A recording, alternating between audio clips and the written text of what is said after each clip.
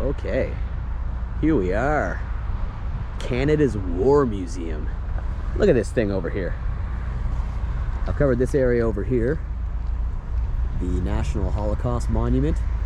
We're gonna head into the War Museum, check out some tanks and some cannons, all kinds of war memorabilia. This is gonna be awesome. Let's go. What is going on, everybody? Mr. Thrasha here, and made my way into the War Museum. This is interesting here. Memorial Hall, which we are standing in right now, is a space for rest and reflection. The concrete walls are grooved and offset to evoke the rows of grave markers in Allied war cemeteries in Europe. At 11 a.m. on the 11th of November, that's Remembrance Day, sunlight shines through the window, and at that exact time will shine on this tombstone over here. Tombstone of the soldier of the Great Canadian War, known unto God. It's pretty cool. 11th hour on Remembrance Day. Yeah, it's Memorial Hall. It's wild. Pause and reflect here upon the service and the sacrifice of thousands of Canadians in war and peace. Yeah. Look at this. This is wild. Okay, we go find some tanks. Canadian soldier is chalking a message in French on the gun shield to the city of Mons. These guns, the last to fire on the enemy, are offered to you by the Canadian Corps. We're about to see a ton of cannons and tanks, so again, let's get to it. We gotta go this way. In the war, everything was mobile. They were useful. Soldiers in trenches, can't use them. Wow. Last 100 days, mobility again. And at the end of the war, all of the vehicles were in a victory parade in the city of Mons in Belgium, Wow. 1918. So this was in World War I, this thing. Oh yeah, the bullet holes were from the Germans. Oh my. This particular vehicle drove in the 100th anniversary parade in Mons, Belgium in 2018. Oh. Wow. That is it. That's it, man. Look at these wheels of war right here. Never a flat tire. Wow, that was in World War I. And look at this thing. Look at this. Man. Incredible. The Panzer II-C. Wow. Germany's Panzer II played an important role in the early years of the Second World War. Get you a good full shot of that.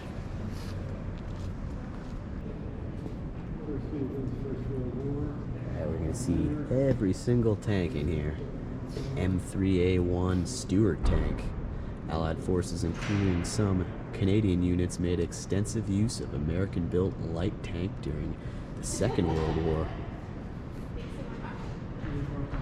An M3A1 upgraded version of the original M3. It's just massive. This one, the Valentine tank, British designed, Canadian manufactured tank, was used by the Soviet Union during the Second World War as well. Look at this thing. Wow. A 2-pounder gun, up to 65 millimeters thick armor, 24 kilometers, can hold 3, a crew of 3. Please don't climb on the tanks. Oh my God. 1942. Was used by Canadians. Churchill has extensions to its air intakes and engine exhausts like those used during the raid. The British, they know how to design. Wow. Some of the sun reflection. We got a lot to look at in here, folks. A lot. Over here we got the M3 Lee tank. The Lee's unusual design reflects the urgent need to build a more powerful weapon to counter German attacks. The Sherman tank. Rugged, reliable Sherman. An American design was Canada's standard tank during the Second World War and the Korean War. The Shermanator. It's the Shermanator. The Sherman tank. Over here we have a T-3485, one of the most successful tanks ever.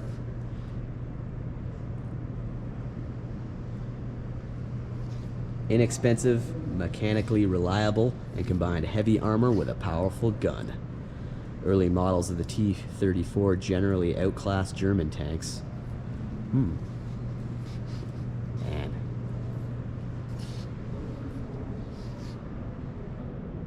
This one here is pretty wild. It's right over my head. Right over my head. The Panzer V Panther. After evading the Soviet Union in June 1941, German forces suffered heavy losses from Soviet tanks such as the T-34. The Germans responded by developing the tough Panzer V Panther and built nearly 6,000 from 1943 to 1945. Not going to include every single little tank fact, so you can come here yourself. Plenty more to learn and plenty more to see. We'll do some deep coverage though. 6-ton tank over here. Not one of the bigger ones here, but it'd be cool. In 1940, Canada used the M1917 to train tank crews for its rapidly growing army. So this is kind of a training tank. Some shovel here on the side.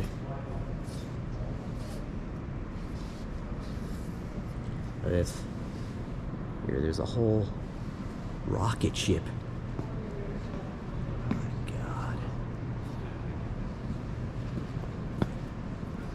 Look at the magnitude of this thing. Wow machine. Wow machine. Wow machine. Wow machine. The Leopard C2 Nexus tank. Canadian Leopard C2 tanks used in Afghanistan were equipped with additional armor known as Modular Expandable Armor System, or MEXUS. Dude, that thing is huge. The Leopard C2 tank, various models of the German-made Leopard have been Canada's main battle tank since the late 1970s.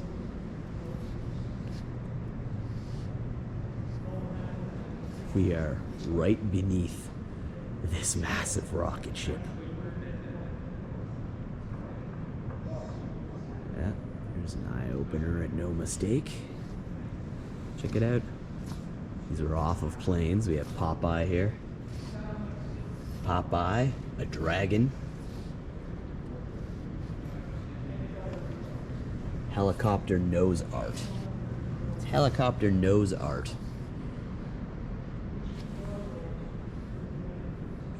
This monstrous jet plane. Oh my goodness. The size of this piece right here. Gotta walk beneath it. This is the Chieftain main battle tank. My God, this one's monstrous. Look at the sheer immensity. Heavily armed and armored, the Chieftain served as a British main battle tank into the 1990s. 120mm main gun made it the most powerfully armed tank in the world when it entered service in the late 1960s. Heavy armor. Wow, look at this thing. I get a full shot. Got this tank here. Good full shot of the rocket ship over here. And we got all of this to break into.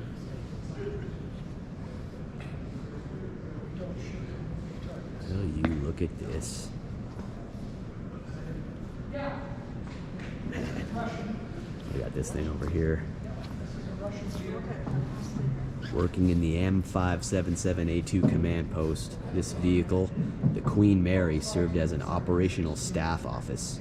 Its main compartment was the mobile nerve center for various Canadian military units. Artillery batteries, they work right inside of there.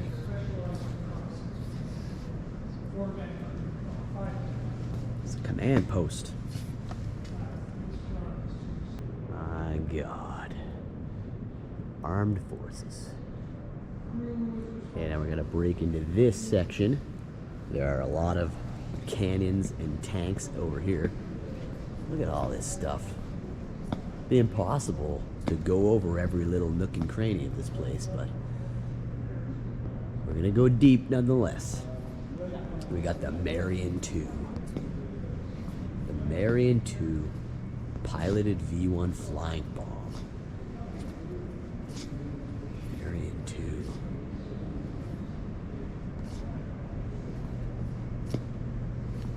Wow.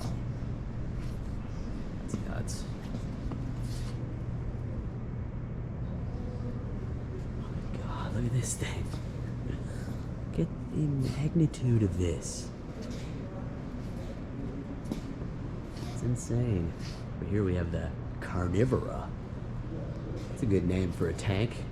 The Carnivora. Oh my God. Imagine being mowed down by something like this. The Carnivora. It's beautiful. Gears of War. Gears of War. That one's a Megadeth song. Just gonna be quoting heavy metal bands and songs in this episode. Gears of War. Gears of War. Pretty cool. Not allowed to enter it, but you can see inside of it there. It's the Carnivora on the left side.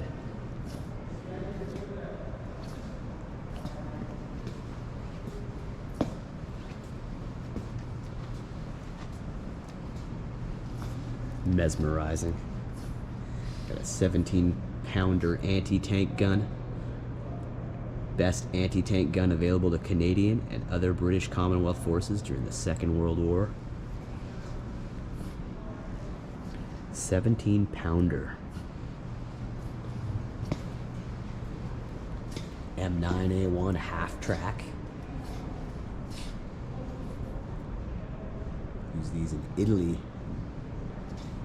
Northern Europe. Medical vehicle there. Another tank over here. The Staghound armored car. Wow. Similar to a tank. Use this heavy American-made Staghound armored car in Italy and Northwest Europe.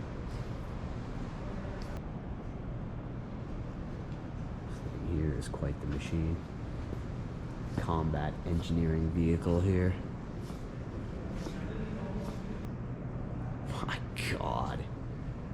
Doesn't really say exactly how much this weighs, but I wonder how many tons this piece of heavy metal is. Heavy metal. Or no metal at all. It's the Great Eastern Ramp. Man. Seen this before. Never ceases to amaze, though. One of 10 Churchill tanks converted by the Royal Engineers to become engineering assault vehicles, named the Great Eastern Ramp. Deploy a heavy roadway that would allow other vehicles to drive over obstacles. I'm pretty sure this could drive over anything. Call this thing here a midget submarine. Miniature German submarine used during the Second World War. This is miniature? I'm not sure I agree with that. Doesn't look very miniature to me. That's a big submarine. I guess in comparison to normal sized submarines, it's miniature. They call it a midget submarine.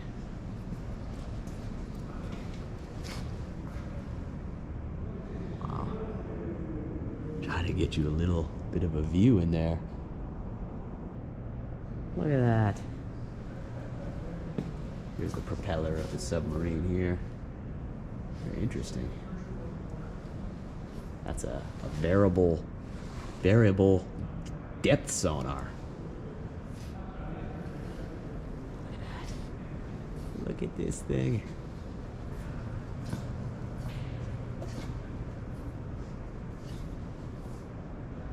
This is the Cougar.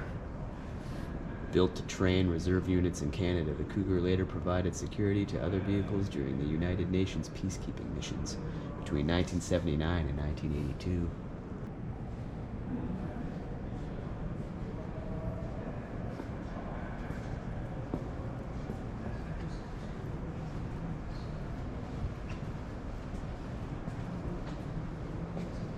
You see lots of army vehicles, Canadian trucks,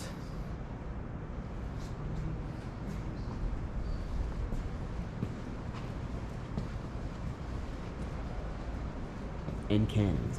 There are a lot of cannons over here, but man, there's so much to check out. This old snowmobile, an Alpine snowmobile.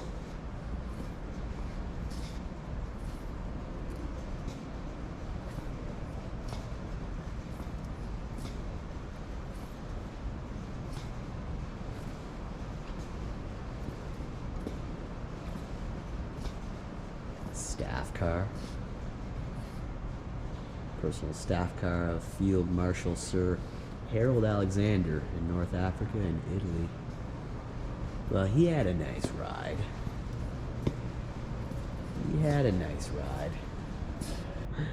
The Water Weasel M29C. Canadian soldiers used this light amphibious vehicle during the Second World War in Italy, the Netherlands, and Germany. Wow, the Water Weasel? Wow, track on that. See right into the weasel. Interesting. Hold quite a few people in the Water Weasel. This thing is known as the RAT, Remote Articulated Tracked Vehicle, or a RAT. One of several experimental over-snow vehicles developed for the Canadian Forces to enhance mobility in the north amongst these great, white, cold Canadian winters. These old bikes. Man, that's like a bike and a tank. Oh my goodness. The Kettenkrad. Tracked motorcycle. Wow.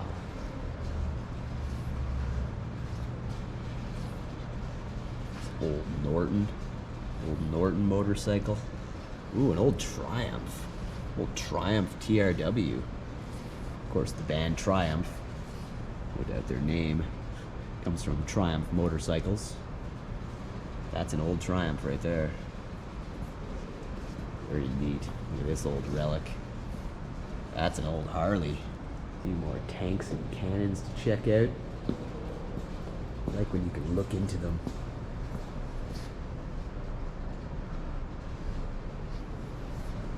Man. It's heavy machinery. Got this one here, you can take a peek inside. A little bit echoey. Hello? Hello? Just a little bit. That's wicked though. Man. Didn't have much of a windshield, eh? You had to look through there. Quite awesome. Yeah, that's your windshield in the Otter armored car. That's your little windshield. They need very big wipers. Early Canadian effort to build an armored car during the Second World War. This is what they landed on.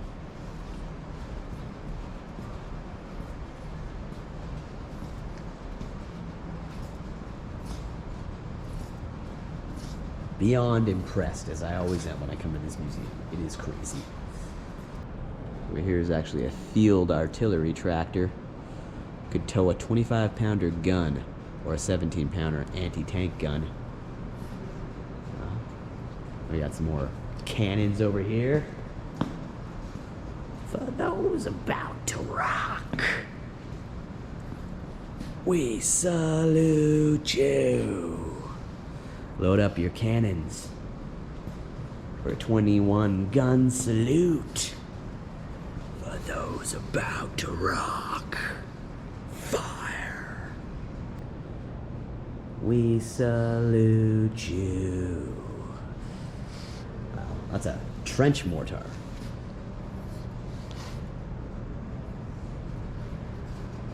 crazy. Check out these. Wow. Those are big. Dang. And this is an 18-pounder cannon over here. Let's look right into it, shall we?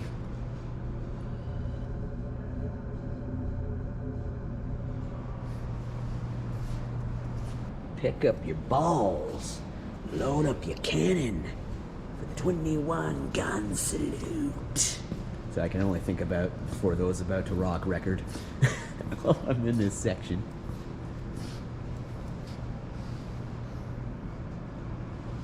Wow.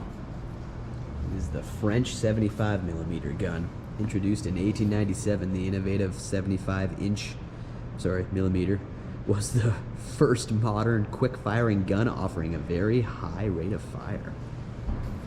That's the 13-pounder here. Can be confusing. You understand what all that means. This is the Armstrong 6-pounder. Looks very similar to the one on the cover of the For Those About to Rock album. One of my favorite record covers. I love this one though. That is a beautiful cannon. The Armstrong 40-pounder, originally designed as a gun for British warships. The 40-pounder also saw service for coastal defense in the forts.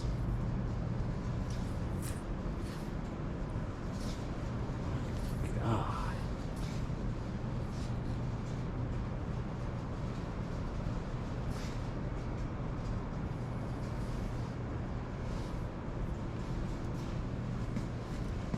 Intense stuff.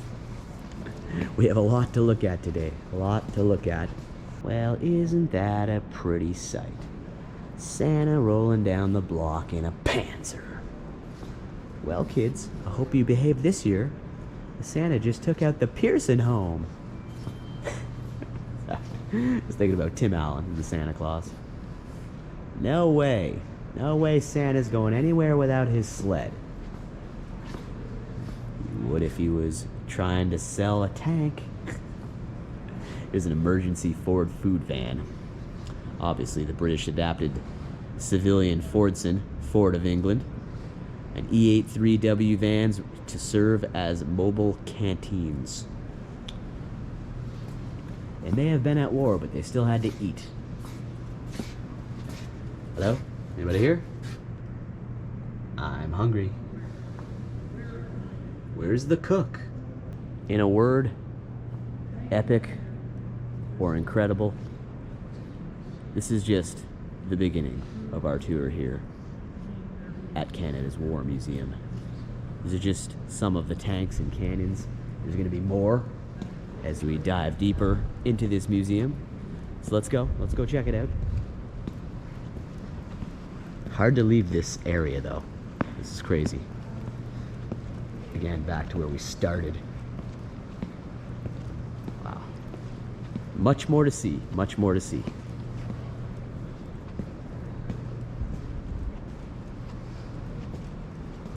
Epic art hallway. It's pretty wild. It's like an art gallery unto itself. Look at this hallway. Look at this architecture here. This place is, I guess that's just incredible. These are all painted.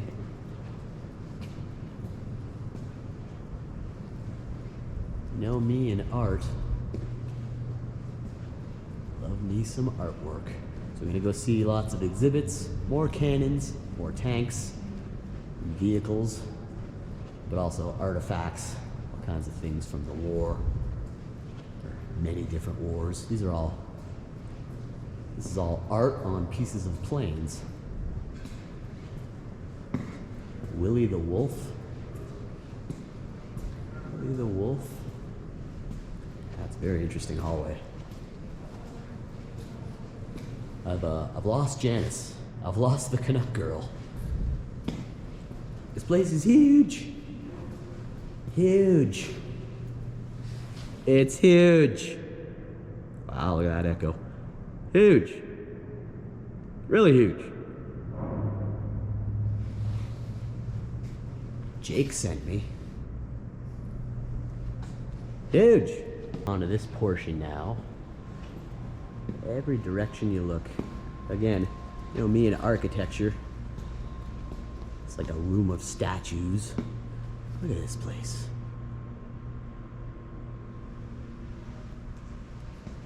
It was really just a room of Vimy memorial sculptures. That's a model of the Vimy memorial. It's a scale model. Who doesn't like looking at statues? It's a wild setup in here. It's wild that they built this place like that. But you got a variety of statues. If you're into statues, they all mean something, you know, that's sacrifice right there. The breaking of the sword. Look, he broke the sword. He broke the sword. Sympathy of the Canadians for the helpless. We have sympathy for the helpless. Crazy archway right here. And it's impossible to read up on every little thing because, I mean, like literally there's too much. You can learn about every war in here. Convoy battle. Clash of empires. It would take me like 20 episodes to cover all of this stuff though. Can't cover everything. Can't cover everything.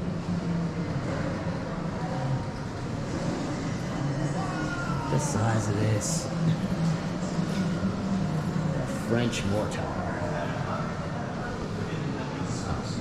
1758. Good God. Check this out. Pieces of cannonballs. That's pretty neat. Hand grenades. This hand grenade was discovered on a beach near Louisbourg. 18th century hand grenades were hollow iron balls packed with gunpowder. When they exploded, metal fragments flew in all directions. Yeah.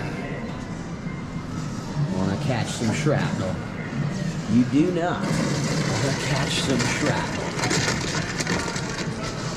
We're in this section. We got the 1759 Battle for Canada. Covered a lot of that. A lot of facts surrounding that. Niagara Falls, actually.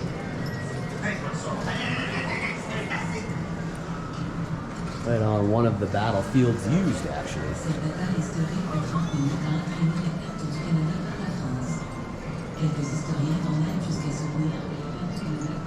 Alright. So much to learn about in here. It's like the battlefield. 30 minutes that changed Canada. Yeah, this is super cool. The trench system. Thousands of miles of trenches crisscross the Western Front. So here's a model depiction of what it was like in the trenches. Man, that's pretty cool. Very cool, look at that. All the soldiers deep within the trenches. Actually put the camera over the glass here. Get a better view because we're going into the trenches. Let's go. Going into the trenches. Now, Mr. Thrasha is at war in the trenches. How's it going, sir? We good? We safe? It's dark down in the trenches. Must be nighttime. It's alright. Got my shovel. Okay, it's stuck. Wow, look at that weapon. Got some helmets and these things. Oh, God. Sounds of war in here. We got barbed wire up there. Just gonna hide down over here. Oh no! Get down! There we go. Everything okay up there? What's going on up there? I got the phone over here. I can make a call.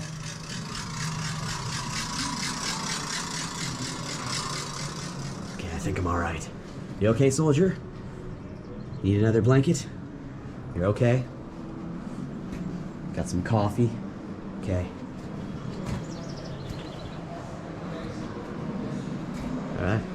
exit the trench. An old phone here. Those old phone boxes. They lived mostly on bully beef and hardtack. The first corned beef and the second is kind of a dog biscuit. I always wondered why they were so particular about a man's teeth in the army. Interesting. Just go over here. Let's get to see some trench weapons. Some trench weaponry. Snipers, very important in the trenches. I don't have to explain to you what a sniper rifle is or what a sniper does. He snipes. Some armor, helmets. We got some magnums, grenades, bombs. It'd be cool to imagine getting the opportunity to pull a pin on a grenade and throw it, you know, into a safe area that wasn't gonna kill anybody. Wow, look at these daggers. Bayonet here from 1907. A Wembley 455 revolver. This is a trench club. Just club somebody in the trench. 1916. Got stuff on every single war. It's a German machine gun, MG08. Wow. Some bullets there. Some of the art here, the art is insane. This covers an entire wall. Fantastic paintings. Check this out. Vimy 1917. Look at this plane. Aces high. I think I quoted that last time I was in here. The Battle of Vimy Ridge.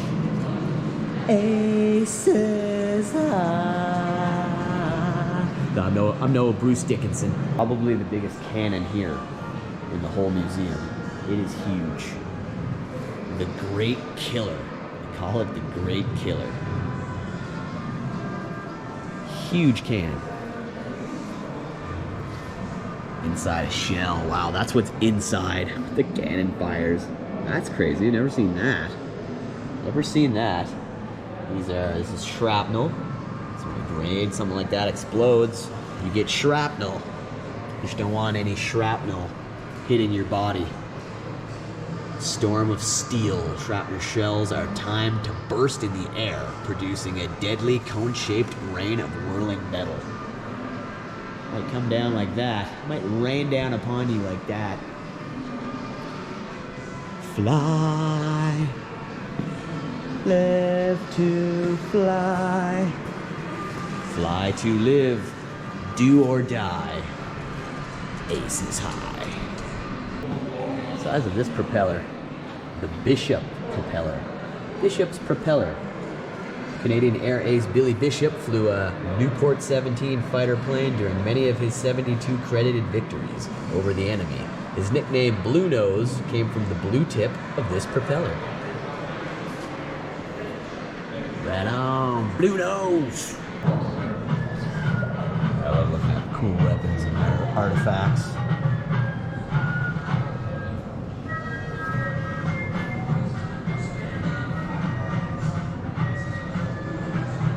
I don't think every single artifact or piece of weaponry needs an explanation. Exhibit on medicine. Surgeon's general operating kit. 26 tools in this compact kit. A surgeon could amputate arms and legs, stitch up wounds, or pull teeth. Oh yeah, use some of those just to pull your teeth right out. I might have to use a saw, like in the film Saw. Cut your foot off or something. That's brutal. That's not nice to think about. Not nice to think about at all. Charles de Salaberry, one of very few French Canadians who became British regular officer. He organized and commanded a French Canadian light infantry regiment during the War of 1812. I don't know too much about him. What do you got for me? Well, here we would, or I'd call these modern medical tools in the sense that we're still using many of these today. Definitely. So forceps, we have scalpels, skin retractors, And the forceps. tenaculums. And retractors. Yeah, right. And this is the analog cauterization rod. I would have known that. We're using lasers, but just 10, 15 years ago we were using electrically heated cauterization rods. Really? So, yeah. I like to think that in 200 years we're going to think of us today the same way that we're thinking of this now. But can't blame people for not knowing a thing, right? The No. microscope has not yet been invented if we're talking about the very early 1800s, Right. which this is kind of based off of. So tourniquet, amputation, knife, bone saw, and a lot of movies that go directly to the bone saw because like they want emotions, right? Oh yeah. Nobody and you wants can to. imagine the teeth here and how they would hurt. Oh. But really they're going to amputate with the amputation knife first. Oh. It's just like a big scalpel, right? Essentially. So you're making a clean cut because you'll need to sew the arteries and the main blood vessels if you're not cauterizing them, right? So, which is why you want a tourniquet Tourniquet, right? rather Okay. than a piece of string because you can slowly remove the pressure and see if you've missed anything and put it back on. Okay. What's this Right? little ball here? Oh, Is that... it's an example of a musket ball, Okay. though this one is not made out of lead. Wow. That's about how big it is, though, huh? But you can imagine that when they're being fired out of a musket, they're incandescent, hot, and semi-liquid. So when they're hitting a person, it's burning rather than piercing like the copperheads today, right? So different kinds of wounds back then. That's wild. We underestimate toothpaste. So this is a tooth extractor. This goes under the gums and pulls the tooth, right? Oh, but God. at this time period, they've never been brushing their teeth, you know, their Okay. whole lives, right? So again, we underestimate the revolution that is toothpaste. Toothpaste. Right. Most human beings by your mid-20s, if you haven't been like upkeeping your dental hygiene, then you're going to be needing some extraction. So it was better than pliers, right? Because if the tooth already had cavities, and then it was probably hollow, and if you're grabbing it and trying to pull it out, you might actually break it up. So you know what's better, a 5-10 second extraction, or the next hour trying to pull them out because they can't leave those in. It'll Yeah. become an abscess. It'll get infected, etc. So. Right. Yep. Dental hygiene. Dental hygiene. Here on the volunteer militia. Said I could do like a 5-parter on this museum, but I've covered it once before, so we're going to show lots of cool things. Can't get every lesson, but you should come here yourself. There's plenty to learn here. The War Museum. This is an encountering Gatling gun. 1885. Interesting. A T rifle. The theming here is awesome too. I mean, everything's in its own section for its own war. There are so many artifacts and stuff that you can find in here. I said, I can't cover everything in one episode, so I'm leaving plenty so you can come here yourself and check this stuff out. I like this soldier here, though. The bullets fell like a perfect hailstorm. Ever heard of that band, Hail of Bullets? Or that Sodom song? Remember the fallen. Dun, dun, dun.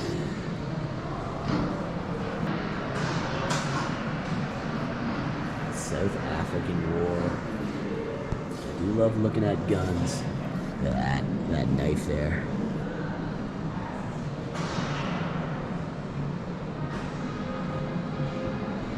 Awesome, we got this. The Dependable Ally, a 12-pounder field gun. Wow, it's a nice cannon. That is a nice cannon. Soldier in uniform here. First of many. Oh, this is a magnificent painting. Ship here. It's a big painting. The Western Front, 1915. Look at these guns. Artillery, machine guns, rifles, inflicted devastating casualties on attacking armies. This would be a war like none before.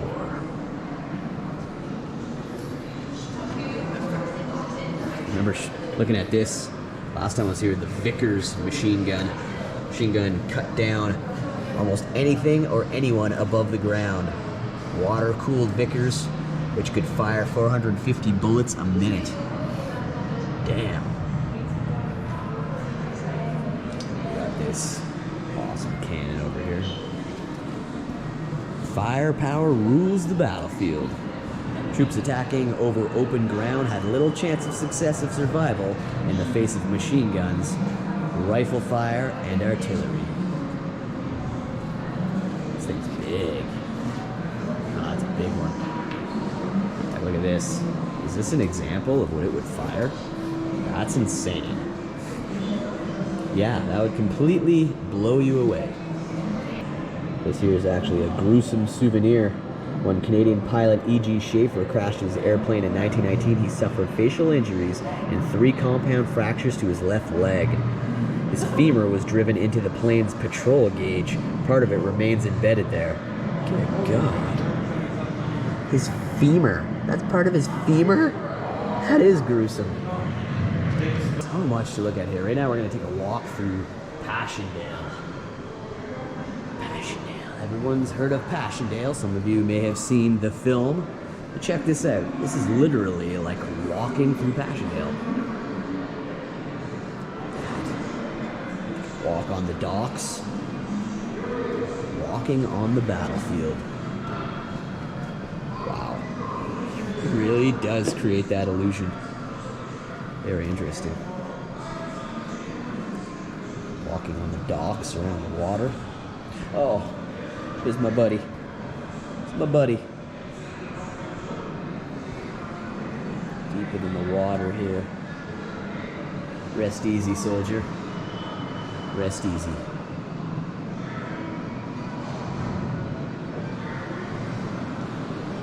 Some barbed wire here. Face of battle.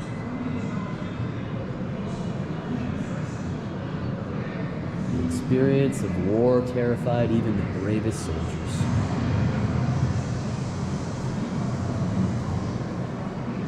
One lived. Major George Pierce. George Pierce won the Victoria Cross for his bravery at Passchendaele. Under heavy German fire, he led his unit to capture a series of enemy positions. Despite being badly wounded, one soldier remarked, "I would have followed him through hell." Medals and stuff from Passchendaele. Exclusive collection of honors reflects Pierce's lifetime of service to Canada, both as a soldier and a politician. But a man who died, Major Talbot Papineau. He was a rising political star from Quebec when he enlisted. Handsome, intelligent, and fluently bilingual, Papineau earned a national reputation by writing a series of newspaper articles defending Canada's involvement in the war. He died in Passchendaele, 1917, killed by a shell while leading his troops in the battle.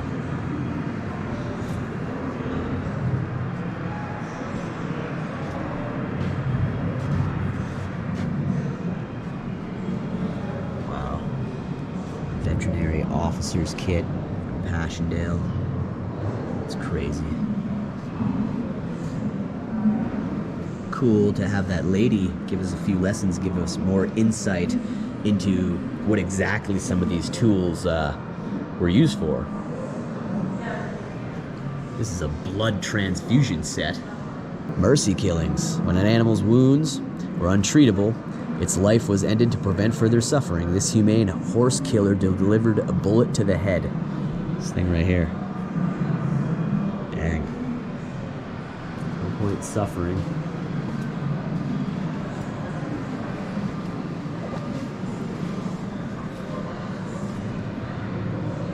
Machine gunner.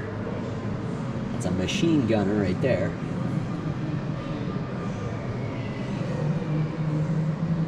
Okay, so this is pretty interesting. This is actually one of Hitler's cars, a symbol of evil.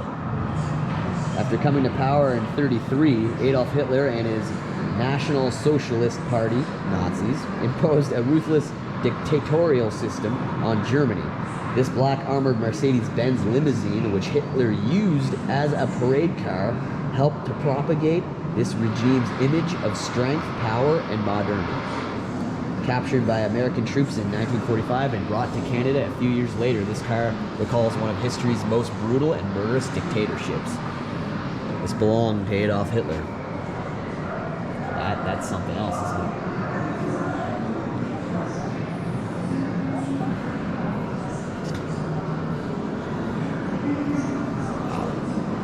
It's actually one of Hitler's cars.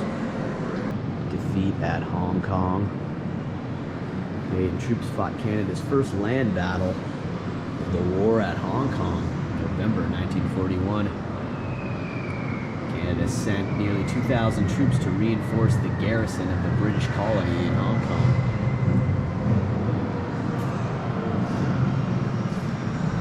Some medals, artifacts in here. That old fork. Old rusty fork.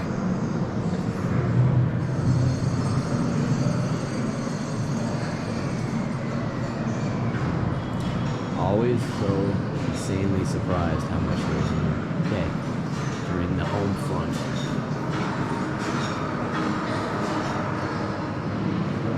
Theming here is really awesome. The home front door.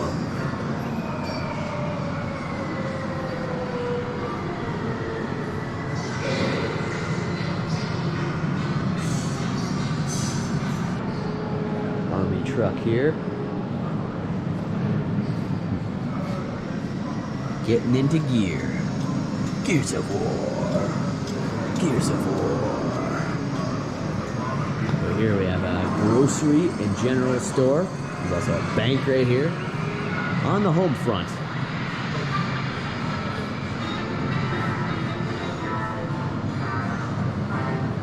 Pretty cool bank setup over here. Buy more war-saving certificates for victory. I like that little bank setup. That's pretty neat. Over here would be the general store. Loyal citizens do not hoard. And ration stuff, sugar, ½ pound a week per person. Tea, half of the usual purchase. Coffee, 3/4 of the usual purchase. Could not hoard. Nobody likes hoarders. Look at those old Burns tenderized cooked hams. Add Quaker cornflakes. Look at that. Star Weekly. That's interesting.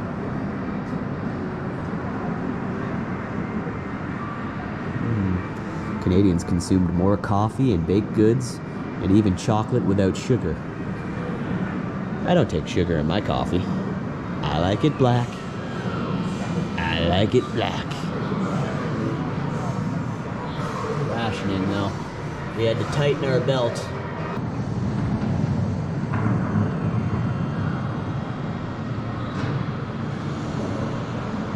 Bombing to win. Dropping the bombs.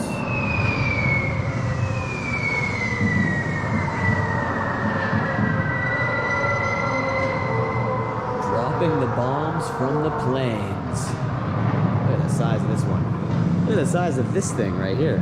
What the heck? That is epic. Wow.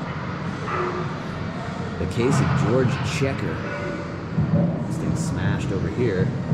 But Canadian bomber aircrew suffered enormous casualties during the raids and other flying operations. Each death was a tragedy. This man here, Flight Lieutenant George Checker of Ottawa, right here in Ottawa. Rest in peace, George. Graduated from the BC ATP in 1942 and joined the RAF's 514th Squadron in 1943. He died in a bombing attack on Berlin on the night of January 30th, 1944. These documents show how his death, or how his parents received news of his death. crazy. Here's some documents received in the mail from his parents notifying them of his death. That's sad, man. The Queen. Offer you heartfelt sympathy in your greatest sorrow. We pray that your country's gratitude for a life so nobly given in its service may bring you some measure of consolation. Whoa, look at that. Look at that tire. That's a tire. That's a flat tire, all right. Passing beneath this great plan here. Size of this plan. In the thick of it. In the thick of the air war.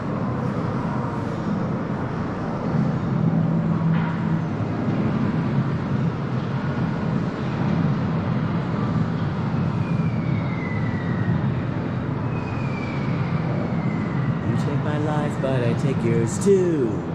You'll fire a musket, but I'll run you through. So when you're waiting for the next attack, you better stand, there's no turning back. Nope, I got Iron Maiden in my head.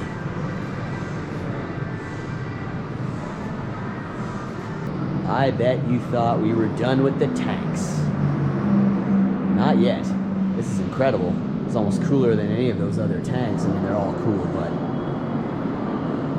hidden gems all over this massive museum. It's massive. I wasn't sure which word I wanted to use. It's really bouncing back and forth for a second there between magnitude and magnificent.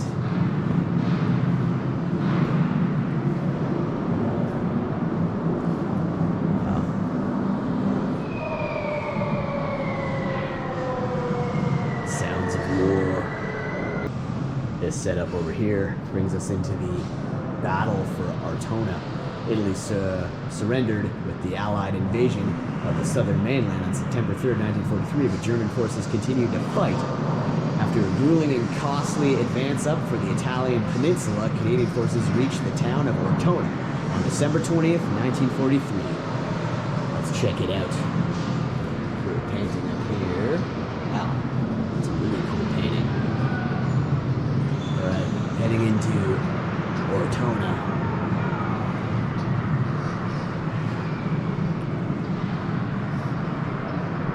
Wow. Blew a hole. Blowing holes through all the buildings. Doing okay, sir? Should I push on? I'll take the bullet for you.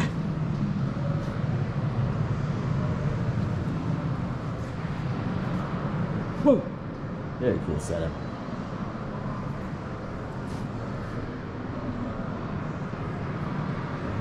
Cool setup in here.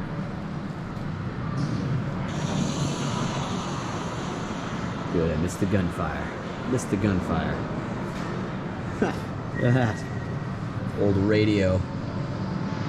Used for reporting. That grenade right there. The German potato masher. Potato masher grenades were known for their long wooden handles. Before throwing the grenade, the soldier armed it by unscrewing the cap on the handle and pulling the cord inside to trigger the 4 to 5 second delay fuse. Interesting. The Forceful 3. This thing is huge. Take a look at some more tanks and stuff here. Forceful 3.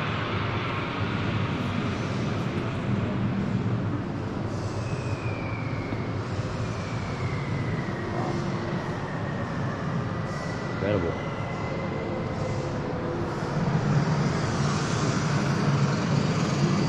Pretty wicked, folks.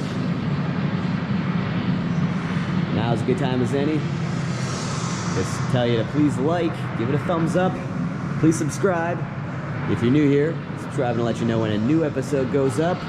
Never know what you may be missing or what I'll be covering here on the Mr. Thrasha Show. I like to keep everybody guessing. Check out the filming locations playlist. Other museums, roadside attractions, lots of Los Angeles content, much more to come. Much more to come. Give it a big thumbs up anyways. If you're new here, subscribe.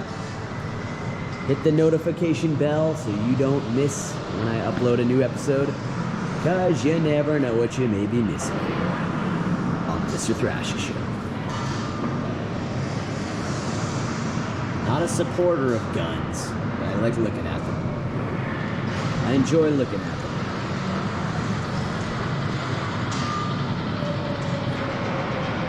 Bloody battle for Normandy. Whoa. Wow, this is like a walk-in movie thing. Look at this. Walk right into the war. Look at these planes. That's so cool. So cool.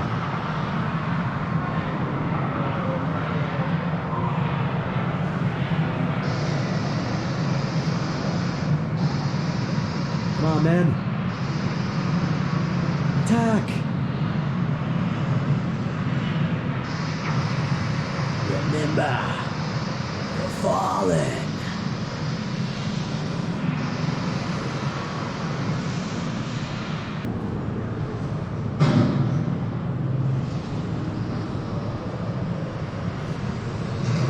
They're attacking. Take cover! Take cover! I'm safe in here. I'm safe in here. I got a crate I can sit on, or I can climb down there. And there could be snakes. Could be snakes.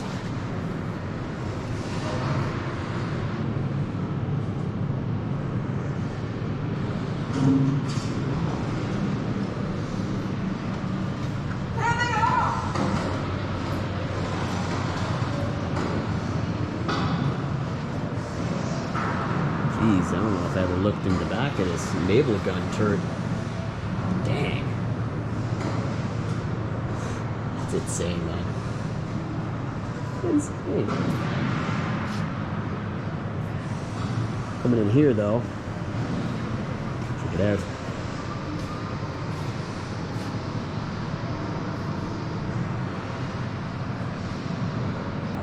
Rockets and nuclear weapons, missiles. Wow. Oh my god. Look at this plane up here. The size of this thing. Has to be the biggest plane in here. And bigger than the one we showed earlier. Oh my god. Wow. All the way from over there to over there. Look at the missiles and stuff. Certainly one of the biggest tanks here. That's right. Heavy metal.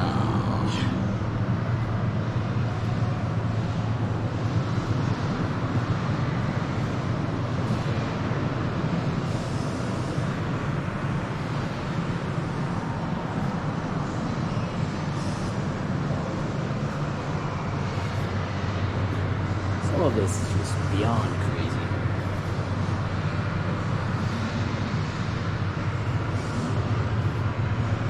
Holy crap.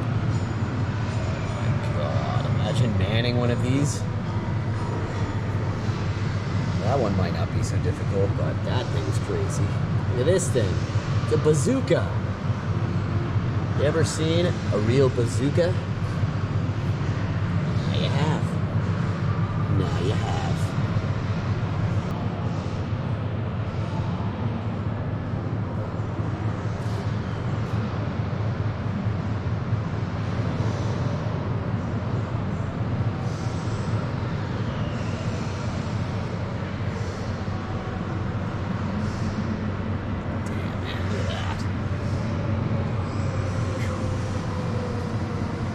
So much to see in here. It's crazy. These things are nuts. Yeah, it's a rocket. It's a rocket. It's a nuclear weapon here.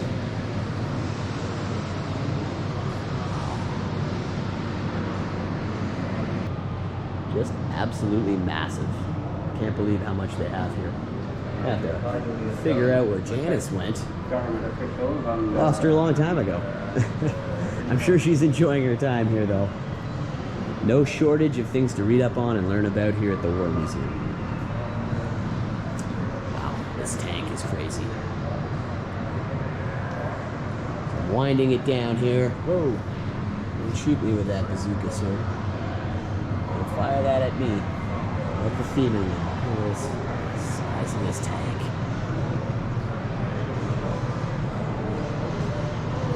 Rifles here. Holy cow. It was big.